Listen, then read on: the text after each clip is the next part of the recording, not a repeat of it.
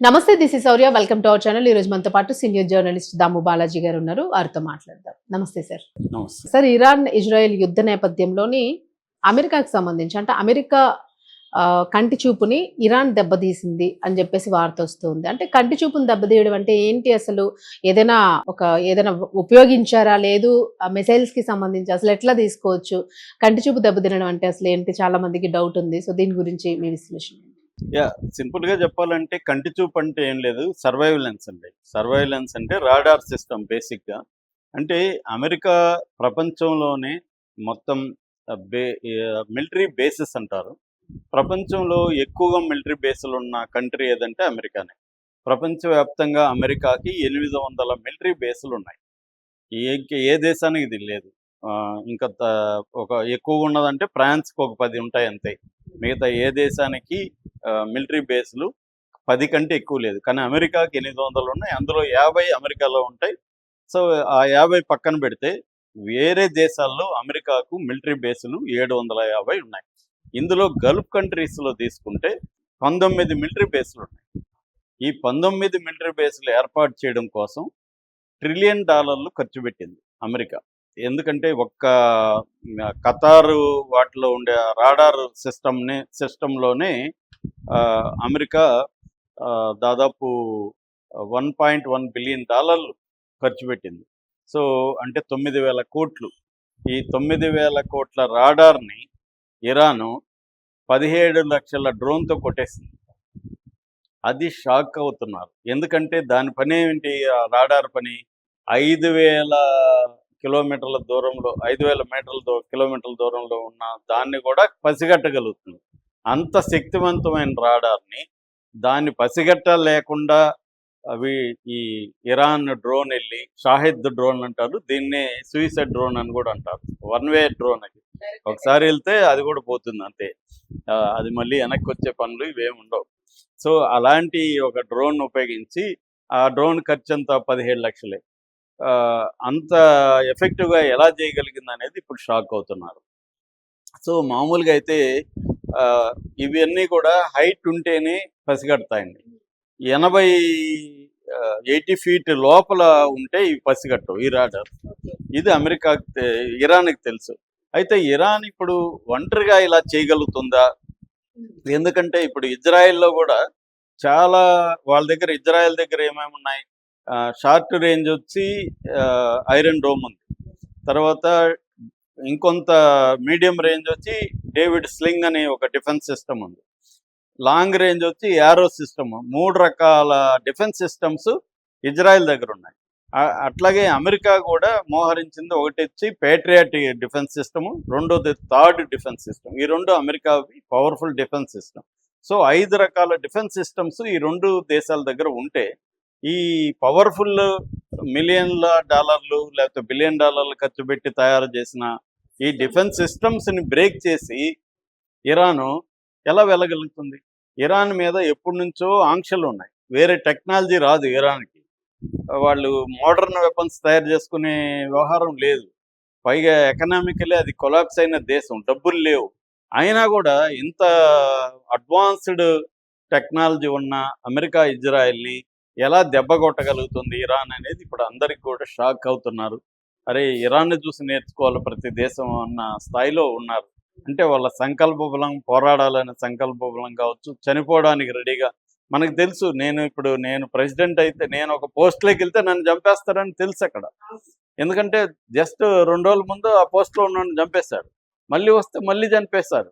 ఇప్పుడు 3వ వాడు కూడా ఎందుకు వస్తాడు ఆడికి? అరే, నేను రానురా బాబు, నేను పోస్ట్ తీసుకొని నన్ను గ్యారంటీ చంపేస్తారు అంటారు కదా. కానీ వాళ్ళు వస్తున్నారు ధైర్యంగా. అది అక్కడ ఆశ్చర్యం. అంటే వాళ్ళు ఏంటంటే అది మతతత్వం అనండి, లేకపోతే మూఢత్వం అనండి, ఏదన్నా ఒక ఫిలాసఫీ, వాళ్ళకి థియాలజికల్ ఫిలాసఫీ ఉంది. రెండోది గట్టిగా వ్యతిరేకించాలి అమెరికా ఇజ్రాయెల్ మనకి శత్రువులు అనేది ఉంది. ఎందుకంటే వాళ్ళ వల్ల వీళ్ళు ఎంతో బాధలు పడ్డారు. సో దానివల్ల వాళ్ళకి యుద్ధాలు కొత్త కూడా కాదు. వాళ్ళకి 80 నుంచి 88 వరకు ఇరాన్ వార్ జరిగింది. ఆ తర్వాత కూడా ప్రత్యక్ష యుద్ధం జరుగుతూనే ఉంది వాళ్ళకి. కాబట్టి వాళ్ళకి అవి కొత్త కాదు. రెండోది సంక్షోభాలు కొత్త కాదు వాళ్ళకి. ఒకవైపు కుర్దిస్తాన్ బ్యాచ్లు అటాక్ చేస్తుంటారు. ఇంటర్నల్గా వాళ్ళకి గొడవలు ఉన్నాయి. రెండో వైపు భూకంపాలు 10 ఏళ్లకి 10 ఎన్నో వస్తుంటాయి, అతిపెద్ద భూకంపాలు అక్కడ జరుగుతుంటాయి. అంటే సంక్షోభాలకి జనం అలవాటైపోతారు. ఎప్పుడైనా జనాలు దేనికైనా కష్టాలకు అలవాటైపోయినాక కష్టం అనిపించదు. మనకు అనిపిస్తూ ఉంటుంది బయట వాళ్ళకి, కానీ వాళ్ళకి అలవాటైపోతారు. అలాగా అలవాటైపోయిన ప్రజలు చనిపోవడానికి సిద్ధం. మార్తైడ్డం అంటారు వాళ్ళు. ఒక వీడియో వైరల్ అవుతుంది. ఆయన కమేని దగ్గరకు ఒక చిన్న పిల్లోడు వచ్చి నేను మార్తైర్గా మారుతాను అని చెప్తున్నాడు ఆ పిల్లవాడు. అంటే చిన్న పిల్లవాళ్ళ దగ్గర నుంచి వాళ్ళకి నేను మార్తైర్గా మారుతాను అంటే దేశం కోసం, మతం కోసం నేను చనిపోతాను అని ఒక ప్రిపేర్ అవుతారు మైండ్ సెట్.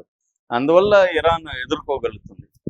సో ఈ నేపథ్యంలో ఇరాన్ ఇప్పటి వరకు అమెరికా బేసెస్ని ఎక్కడెక్కడ దెబ్బతీసిందని మనం చెప్పుకుంటే, రాడార్ సిస్టము ఏమేమి చేశారంటే రాడార్ సిస్టమ్స్ని దెబ్బకొట్టారు, శాటిలైట్ కమ్యూనికేషన్ టెర్మినల్స్ని దెబ్బకొట్టారు, తర్వాత సెన్సిటివ్ ఎక్విప్మెంట్ని దెబ్బకొట్టారు, తర్వాత మిలిటరీ కమాండ్ హబ్స్ ఉన్నాయి వాటిని దెబ్బకొట్టారు, logistic centres and oil facilities వీటి మీద ఇరాన్ అటాక్ చేసింది. అటాక్ చేసిన వాటిలో ప్రధానంగా ఏంటంటే బాలిస్టిక్ మిసైల్స్, రెండవది ఈ షాహిద్ డ్రోన్స్. ఈ రెండిటి ద్వారానే ఎక్కువగా షాహిద్ డ్రోన్స్, కొంతవరకు బాలిస్టిక్ మిసైల్స్ కూడా వేసింది. వీటి ద్వారానే వాటిని కొట్టిందనమాట. ముఖ్యంగా బహ్రెయిన్లో తీసుకుంటే, బహ్రెయిన్లో 5th ఫ్లీట్ అంటారు. ఈ 5th ఫ్లీట్ అనేది అమెరికా నావల్ అంటే సముద్రానికి సంబంధించిన కమాండ్ సెంటర్ ఉంటుంది అనమాట. పర్షియన్ గల్ఫ్, అరేబియన్ సీ, ఈ 2 సముద్రాలకు సంబంధించి కంప్లీట్ నిఘా విభాగం ఇక్కడే ఉంటుంది. హెడ్ క్వార్టర్ అనమాట అమెరికన్ ఫ్లీట్కి, ఇది హెడ్ క్వార్టర్. దాన్ని కొట్టేశారు, బహ్రెయిన్లో ఉన్న దాన్ని, ఆ నావల్ ఫ్లీట్ని కొట్టేశారు. అట్లాగే 2 కమ్యూనికేషన్ స్ట్రక్చర్స్ని దెబ్బతీశారు. తర్వాత 4SC-50B అని ఒక ఇది ఉందన్నమాట, దాన్ని కొట్టారు. శాటిలైట్ టెర్మినల్స్ని దెబ్బకొట్టారు. ఇది బహ్రెయిన్లో మాత్రమే నేను చెప్పింది. అది కాకుండా ఖతార్లో అల్ ఉదైద్ ఎయిర్ బేస్ ఉంటుంది. ఇది head quarter of America CENTCOM అంటారు. సెంట్కామ్ అంటే సెంట్రల్ కమాండ్ అనమాట. దాదాపు 11 డిపార్ట్మెంట్లు ఈ సెంట్రల్ కమాండ్ కింద ఉంటాయి. ఈ సెంట్రల్ కమాండ్ కిందనే ఇప్పుడు ఇరాన్ వార్ జరుగుతుంది. ఈ సెంట్రల్ కమాండ్ హెడ్ క్వార్టర్స్ ఎక్కడ అంటే Al Udeid air base Qatar, దాన్ని కూడా కొట్టేశారు. అంటే సెంట్రల్ కమాండ్ దెబ్బపడినాక కోఆపరేషన్ ప్రాబ్లం వచ్చేస్తుంది. అంటే నీకు రాడార్ వ్యవస్థ, సెంట్రల్ కమాండ్, అంటే air central command, naval central command, ఈ రెండింటిని దెబ్బ కొట్టడం వల్ల ఏమవుతుందంటే మొత్తం వాళ్ళ ఆ ప్రాంతంలో కోఆపరేషన్ కానీ, నిఘా విభాగం కానీ మొత్తం దెబ్బ కొట్టగలిగారు. అంటే ఒక రకంగా గుండెకాయనండి, కంటి చూపనండి, ఏదైనా గల్ఫ్లో ఉండే అమెరికా బేసుల్ని దెబ్బ కొట్టారు. అట్లాగే అమెరికన్స్ వాళ్ళు సిఐఏ వాళ్ళు కావచ్చు, లేకపోతే గూఢచారి వ్యవస్థ కావచ్చు, వాళ్ళు ఉన్న హోటల్స్ మీదంతా కూడా అటాక్ చేశారు. సో వాళ్ళందరూ ఇప్పుడు 17,000 మంది అమెరికన్స్ గల్ఫ్ నుంచి పారిపోయారంటూ వాళ్ళని ఫ్లైట్లు పెట్టి తీసుకెళ్ళిపోయింది అమెరికా, ప్రాణాలకి ప్రమాదం. ఇటువంటిది ఈ మధ్యకాలంలో ఎప్పుడు కూడా అమెరికా మీద ఇంత దెబ్బ కొట్టిన దేశం ఇంకొకటి ఈ మధ్యకాలంలో లేదండి. ఇది ఇంత తక్కువ సమయంలో కొట్టింది. అట్లాగే కువైట్లో camp Arifjan and Al Salem air base ఉంటాయి. ఇక్కడ వచ్చి లాజిస్టిక్స్, ఇంటెలిజెంట్ గ్యాదరింగ్స్ వ్యవస్థలు ఉంటాయి. దీన్ని కూడా దెబ్బ కొట్టేస్తుంది. అంటే వాళ్ళకి ఏమేమి ఉంటాయి, ఒకటి సముద్రంలో షిప్పులకు సంబంధించి సెంట్రల్ కమాండ్ ఉంటుంది, ఎయిర్ బేస్లకు సంబంధించి సెంట్రల్ కమాండ్ ఉంటుంది, నిఘా వ్యవహారం, ఇంటెలిజెన్స్ వ్యవహారం ఉంటుంది. వాటినన్నిటిని కూడా వీళ్ళు దెబ్బ కొట్టారు. సౌదీ అరేబియాలో ప్రిన్స్ సుల్తాన్ ఎయిర్ బేస్ కమాండ్ సెంటర్, అది కొట్టారు. యునైటెడ్ అరబ్ ఎమిరేట్స్లో అల్దఫ్రా ఎయిర్ బేస్ ఒకటి, సర్వైలెన్స్ ఎయిర్ క్రాఫ్ట్ ఉంటుంది అనమాట. ఇక్కడ రీఫ్యూలింగ్ ఫెసిలిటీస్ కూడా ఉంటాయి. వాళ్ళకి రీఫ్యూలింగ్ కూడా అవసరం కదా, వాటన్నిటిని కూడా వీళ్ళు దెబ్బ కొట్టారు. అట్లాగే రియాద్లో సిఐఏ హెడ్ క్వార్టర్, ఎంబసీ అని పేరే కానీ సిఐఏ వాళ్ళే అక్కడ ఆపరేట్ అవుతుంటారు, దాన్ని తగలబెట్టేశారు, దాని మీద బాంబు వేశారు. అట్లాగే సౌదీ అరేబియాలో